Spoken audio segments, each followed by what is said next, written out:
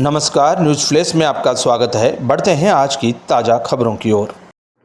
बावल विधानसभा में आने वाले विधानसभा चुनाव को लेकर यूं तो कांग्रेस के टिकटार्थियों की एक लंबी फहरिस्त है, लेकिन कौन संभावित उम्मीदवार स्थानीय भौगोलिक परिस्थितियों से वाकिफ है और कौन जनता के बीच रहकर उनके काम कर सकता है, कौन विकास को गति दे सकता है, ये तय करना पार्टी नेतृत्व का काम है और टिकट देना या न देना भी पार्टी नेतृत्व का ही है। उस नाते 1996 में विधानसभा का चुनाव लड़ चुके और बिजली विभाग में बतौर एसडी के पद से सेवानिवृत्त होने के बाद अब बावल विधानसभा से कांग्रेस की टिकट पर चुनाव लड़कर जनता की ताउम्र सेवा करना चाहते हैं।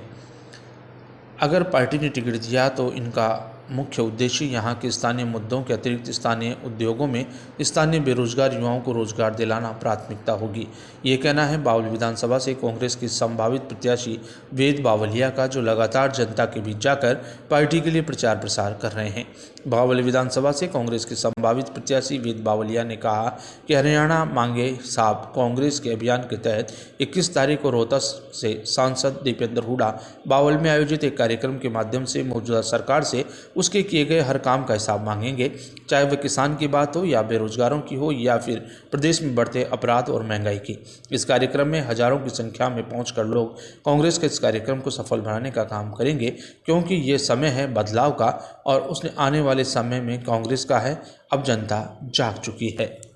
जी, किस प्रकार की चुनौतियां आप सामने देख रहे हैं? वो चुनौतियां तो सबसे पहले तो इतने उम्मीदवार हैं बावल में, तो ये चुनौती सबसे पहले तो यही है कि भाई इनकी छटनी देखो पार्टी किस हिसाब से करती है, सर्वे है या पब्लिक है, पब्लिक के हिसाब से इनमें जिसको अपना नुमाइंदा बनाएगी पार्टी उसके लिए आप काम करेंगे। ये भी एक चुनौती है। अब दूसरा, जो चुनौतियां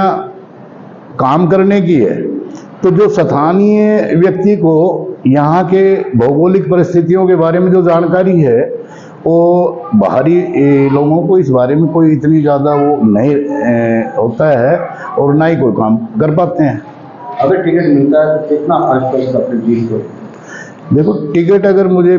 पार्टी ने दिया, पार्टी ने उम्मीदवार बनाया, तो मैं अपनी जीत के प्रति बिल्कुल 100 के 100% निश्चिंत हूँ कि मेरी जीत सुनिश्चित होगी। जी, अभी आपने कहा कि बहुत ज़्यादा उम्मीदवार हैं और बहुत नए आ रहे हैं जी, तो ऐसा क्या कारण है कि बावल विधानसभा क्षेत्र के स्थानीय नेताओं की बजाय बाहरी उम्मीदवार ज़्यादा यहाँ तवज्जो दे रहे हैं? देखो जी, इसका सबसे बड़ा कारण तो ये रहा कि शुरुआत से ही यहाँ एक परंपरा बन गई, जिन लोगों ने मतलब जो लोग यहाँ काबिज हो गए उन्होंने यहाँ स्थानीय लोगों को उभरने ही नहीं दिया। और अब भी उनके दिमाग में सिर्फ एक ही बात चल रही है कि बावल जाए,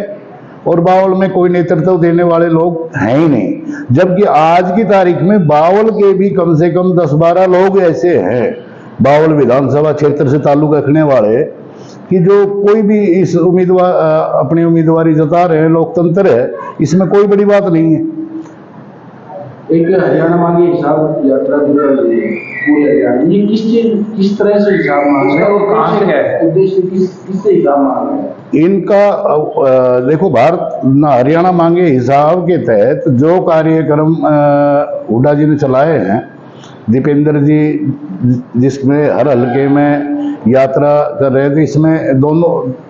जो कार्य भाजपा नहीं कर पाई, जिसका हरियाणा मांगे हिसाब, इस यात्रा के तहत जो 10 साल में भारतीय जनता पार्टी के कुशासन के जो कार्य हुए, अभी जिसमें किसान को मुआवजा नहीं, आए दिन मर्डर हैं, लोगों की सुरक्षा नहीं है, युवा बिल्कुल बेरोजगारी से तंग हैं, व्यापारी टैक्सों से परेशान हैं, और बाकी हर चीज़ में मतलब जो परेशानी जो लोग जिस स्तर पे झेल रहे हैं वो उसके रिगार्डिंग। देखिए, अभी लोकसभा चुनाव खत्म हुए और अब विधानसभा चुनाव का बिगुल बज चुका है प्रदेश भर के अंदर। जी, आपने भी पहले एसडीओ के पदों पर रहकर सरकारी सेवाएं की जनता को, और अब टिकट की दौड़ में क्या कहेंगे? देखिए भाई साहब, मैं खाली एसडीओ ही नहीं रहा, एसडीओ से पहले तो मैं खुद विधानसभा का चुनाव लड़ चुका हूँ 1996 में। उसके बाद फिर मुझे दोबारा अवसर ना मिलने की वजह से सरकारी सेवा में आना पड़ा। अब मैं अपना सरकारी सेवा में रहते हुए, लोगों की सेवा करते हुए, अपना सेवानिवृत्ति के बाद अब फिर दोबारा से लोगों की सेवा में उपस्थित हुआ हूँ। हमने देखा बावल के अंदर कि पूरा बावल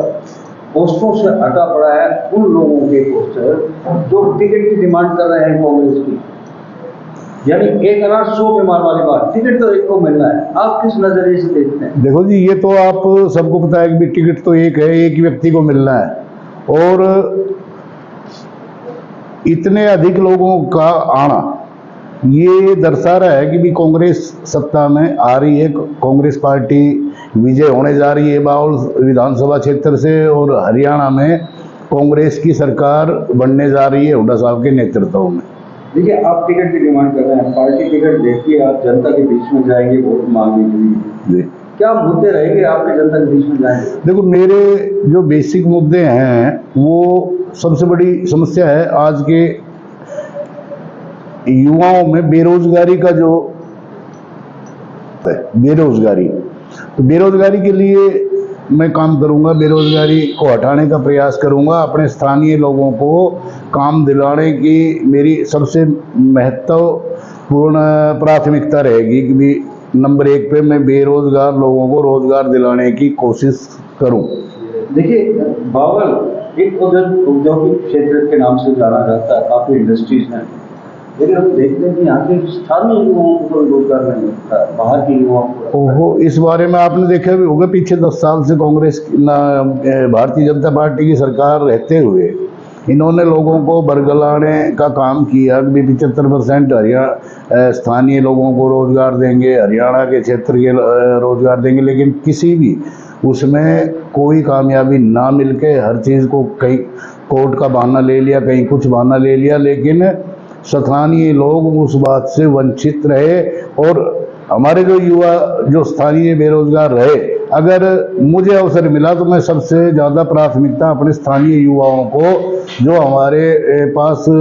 जितने भी उद्योग हैं उनमें काम दिलाने का प्रयास सबसे पहला